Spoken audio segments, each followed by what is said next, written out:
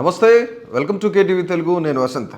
ఎన్నికలు సందర్శిస్తున్న వేళ ప్రతిరోజు ఒక కొత్త కోణం అయితే ఎదురవుతుంది, కొత్త ట్విస్ట్ అయితే ఎదురవుతుంది. ఇక దీనికి మించి ఆంధ్ర రాజకీయాలు ఒకసారి మనం చూస్తున్నట్లయితే ప్రతిరోజు కూడాను ఒక ట్విస్ట్ అయితే మనం చూస్తున్నాం. సో ప్రస్తుతానికి నిన్న రాత్రి సోషల్ మీడియాలో భాగంగా మహాసేన రాజేష్ ఎవరైతే ఉన్నారో ఆయన గతంలో టీడీపీ జాయిన్ అయిన పరిస్థితుంది. ఆయన టీడీపీ నుంచి ఇప్పుడు టీడీపీని వీడుతున్నట్లు దాదాపుగా 175 నియోజకవర్గాల్లో కూడాను ఈ 100 నియోజకవర్గాల్లో తమ అభ్యర్థులను ప్రకటించే అవకాశం అయితే ఉందని చెప్పేసి ఆయన ఓపెన్గా చెప్పడం జరిగింది. దట్టు క్రిస్టియన్లు ఎవరైతున్నారో, ముస్లింలు ఎవరైతున్నారో కొంతమేర ఆయన సామాజిక వర్గానికి సంబంధించిన వాళ్ళందరినీ కూడాను పెద్ద ఎత్తున రావాలని చెప్పేసి 100 నియోజకవర్గాల్లో మహాసేన రాజేష్కి సంబంధించిన అభ్యర్థులు రెబల్స్గా, అంటే కూటమికి ధీటుగా రెబల్స్ అభ్యర్థులుగా బరిలో ఉండే అవకాశం ఉందని చెప్పేసి ఆయన పిలుపునిచ్చారు. ఇక ఇదే తరుణంలో ఆయన ముఖ్యంగా ఒక మాట ఏంటంటే, ఏపీలో ఎవరికి ఓటేసినా బీజేపీకి ఓటేసినట్లే, అంటే ఇటు కూటమికి ఓటేసినా బీజేపీకి ఓటేసినట్లే, అటు వైసీపీకి ఓటేసిన బీజేపీకి ఓటేసినట్టే అని చెప్పేసి ఆయన చెప్పిన తర్వాత ముఖ్యంగా ఆయన బయటికి రావడానికి ముఖ్యమైన కారణం ఏంటంటే,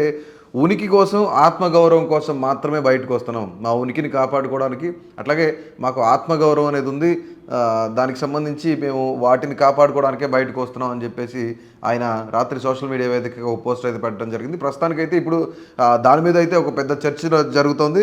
అంటే రాష్ట్రంలో ఎక్కువగా ఎస్సీ సామాజిక వర్గాలు, ఎస్టీ సామాజిక వర్గాలు, ముస్లిం మైనారిటీ వర్గాలు వీళ్ళందరూ ఎక్కడున్నారో వాళ్ళందరికీ కూడాను ఈ యొక్క మహాసేన రాజేష్ టీడీపీ నుంచి బయటకు వచ్చి రెబల్స్ అభ్యర్థులుగా దాదాపుగా 100 నియోజకవర్గాల్లో పోటీ చేయడానికి అవకాశం ఉందని చెప్పేసి ఆయన చెప్పడం జరిగింది.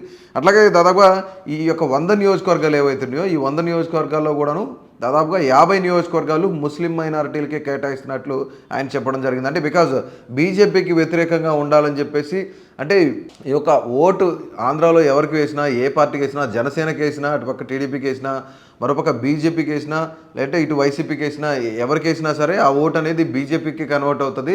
సో బీజేపీకి వ్యతిరేకంగానే ఈ రెబల్స్ అభ్యర్థులను నిలబెడుతున్నట్లు కూడా ఆయన చెప్పడం జరుగుతుంది.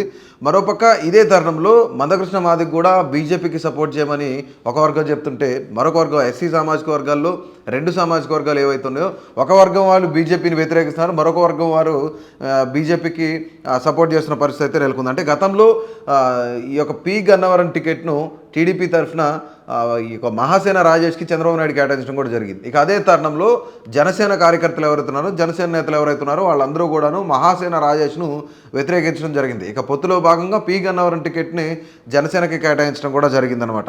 ఇక దీనికి అంటే మరీ ముఖ్యంగా ఆయన మొదట్లో జనసేనలో జాయిన్ అవుతాడు అనుకున్న తరుణంలోనే జనసేనని కాదని ఆయన టీడీపీలో జాయిన్ అవ్వడం కూడా జరిగింది. ఇక మనం ఈ విషయం మీదనే చూసుకున్నట్లయితే మరీ ముఖ్యంగా ఇక్కడ 2 అంశాలు అయితే తెరపైకి వచ్చాయి. ఇప్పుడు ఈ 2 అంశాలే రాష్ట్ర వ్యాప్తంగా కూడా పెద్ద చర్చనీయాంశంగా మారాయి. మనం ముఖ్యంగా ఒకటి చూసినట్టయితే మహాసేన రాజేష్ని ఒక పావులాగా చంద్రబాబు నాయుడు వాడుతున్నాడు. అంటే వైసీపీకి ఏదైతే ఎస్సీ ఓట్ బ్యాంక్ ఉందో, ముస్లిం ఓట్ బ్యాంక్ ఉందో, క్రిస్టియన్ ఓట్ బ్యాంక్ ఉందో వాటన్నిటినీ కూడాను వైసీపీకి పడకుండా కేవలం వీళ్ళందరికీ రెబల్స్కి అంటే ఓట్ చీల్చే విధంగా, క్రాస్ ఓటింగ్ పడే విధంగా, అంటే ఈయన సామాజిక వర్గం పేరు చెప్పి, అలాగే క్రిస్టియన్ వర్గం పేరు చెప్పి, ముస్లిం వర్గం పేరు చెప్పేసి ఇప్పుడు రెబల్స్ అభ్యర్థులుగా నిలబెడుతున్నారు. కాబట్టి ఆ వర్గాల ఓట్లన్నీ కూడాను వైసీపీకి వెళ్ళే ఓట్లలో ఆ ఓట్ షేరింగ్లో భాగంగానే ఈయన్ని ఒక పావులా కదుపుతున్నారు.